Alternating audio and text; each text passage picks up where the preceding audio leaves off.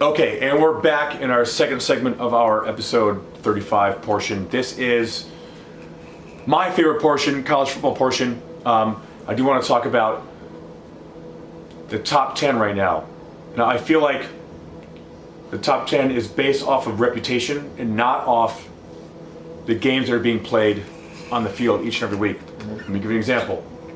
Clemson is barely winning their games. I picked Clemson to obviously go all the way to the college football final. Unaware that, but not unaware, but with the knowledge that I'm seeing now, that I'm getting from watching the games, Clemson is not the team that I thought they would be. So I think that they should be dinged for that. What I mean by that is this weekend they narrowly won against North Carolina on a 2-point conversion. If North Carolina would have made that 2-point conversion, they would have lost to a 2-2 mediocre, unranked North Carolina team. And then you know what would have happened? They would have dropped from like number 1 to like number 9. Okay? But based on how we've seen them play, they're not very efficient on offense. They're kind of inept. Their defense is still keeping them in the games. Trevor Lawrence is not having the season that he had last year. He's having kind of a sophomore slump. He got video on him now. Right?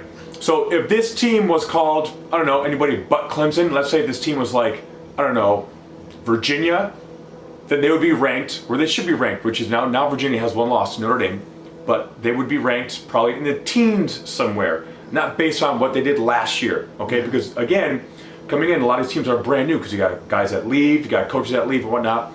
So we need to have a system where you base your rankings based on what you see every week. By that logic, my top 5 would be something like this. Put Auburn up there at number 1. Yes. I'd probably put LSU up there at number 1 because they've beaten a couple of teams there. Burrow, they've beaten a couple top 25 teams. As much as I hate to say it, I'm trying to be in as much no hype as I can. But you got to put Ohio State up there just because how efficient they are on offense and on defense. They're number 1. Putting up 7,500. Yeah, they definitely. I agree. They're super high in their offensive and defensive efficiency. I think they lead the nation in sacks. Okay, you had me on. They should be third. Go ahead. Go. But what I'm trying to say is, Ohio State. Right, then you can put number 4. Okay, you can put Alabama in there. I won't even put Clemson in there. I put probably Georgia, something like that. Even put Wisconsin. Heck. Let's put Wisconsin up there at number 5. What I'm trying to say is, based on what we've seen so far, now, let the games play out. What I mean by that is that, oh, well, Alabama should be ranked number 1 because, they're Alabama, da-da-da. I understand that. Let them win all their games, which they probably most likely will do, unless, when they face LSU, who's got a good squad this year, and Auburn, whose defense is really fast and pretty ridiculous. Those games will play themselves out. So don't put them at number 1. And then if they do lose a game, they're going to drop to like number 4, and then it's easy for them to get back up. Let them earn their way into that spot like everybody else should. So we're piggybacking on what we said last week as far as when you were saying, instead of just ranking them in preseason, let's rank them in the middle of like the end of October or the middle of October. That way we can see their whole body of work, and then they can still have a couple of more weeks of playing and sustaining that same spot. But basically they got that spot not because of what they did last year, and not because of the name, but because of the schedule and the how they won those games. Yeah, and Clemson doesn't have any ranked teams left on their schedule. Right. So they're literally going to cakewalk probably through the rest of their conference or through the rest of the season, end up in the college football playoffs, and then play a big team like Alabama or whoever else is in there. And then we might find that, oh wow, they're going to get exposed and then lose by 20 points. I'm not saying that that's going to happen, but I'm saying that could happen because we have them ranked so high. Okay. You got to earn your way into that top spot, not just, okay, they won last year, so let's just put them right at number 1 this year. Which is why we've talked about this in a couple episodes ago about, like you just said, not having these teams ranked just quite yet.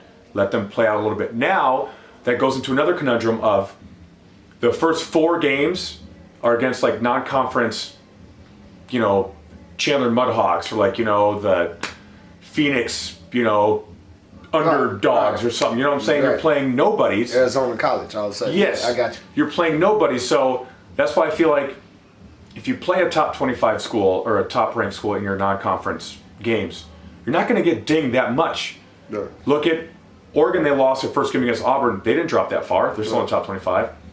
Notre Dame lost to Georgia. They still stayed in the top 10, and they still playing teams. Yeah, they're still playing. Texas A&M lost to Texas. They are still in the top 25. So it's not going to ding you that bad because ultimately at the end of the year, when your body of work gets looked at, okay, who did they play? Look at their strength of schedule. Right. Clemson's strength of schedule, one top 25 team that wasn't even in their conference. Right. They played Texas A&M and beat them. Then they're going to look and go, oh, they played Wake Forest, all these crappy teams that are crappy essentially. And they're still going to make it in. But then you have, Auburn, who has a gauntlet of a schedule, who, because they weren't ranked in the top 10 at the beginning of the season, they didn't have to find some way to kind of crawl their way in there, fight, scratching, and clawing, which I think is a little bit unfair. I think it should all start out on an even playing field. So we can send people to the moon, but we can't figure out how to rank college football correctly. Because it's going to disrupt people's pockets. That's the whole thing. We said follow the money, right? If something doesn't make sense, then you follow the money. There's too much power and money. And then another thing to compliment what you said, teams like University of North Carolina, you kind of gave them a little respect because you got Mac Brown over there, and you know that he came from Texas and he was going to make them into a better team, but you didn't expect them to be the type of team that they are really now. So if you wait to rank these type of teams, now those teams that you really pretty much looked at like cream puff teams, and like, okay, Clemson's playing North Carolina, like, because if you played the show from last week, you and I was both saying that's just going to be a washover game for Clemson. And sure enough, when you look at it, they're like, they almost lost. So if you wait to rank them in a couple of weeks, you can take that to effect and say, okay, that North Carolina team that we thought we shouldn't have gave you any points for, yeah, they played you really hard, and that North Carolina team was better than what we all expected them at the preseason. So now, because you beat those guys and you beat them by this amount, this is going to give you a certain amount of points that's going to rank you. Because I think that with these cupcake schedules, what we also are finding out is that these cupcakes ain't always cupcakes. And they can always sneak up and get you with a little something. Sure. And so I just, like you said, instead of coming out with all this preseason hype and all this, let them earn it, and then once they earn it, let them keep trying to earn it, and then from there, it's nothing is a shoe-in. Nothing is I got alumni that's on the college BCS or the college playoff system, and I know that they're going to give me a vote in because they're from my old school. No. 16 teams, that way you got 4 rounds, and that way you can see if a North Carolina was to play at Clemson and say they was in that top 16 teams,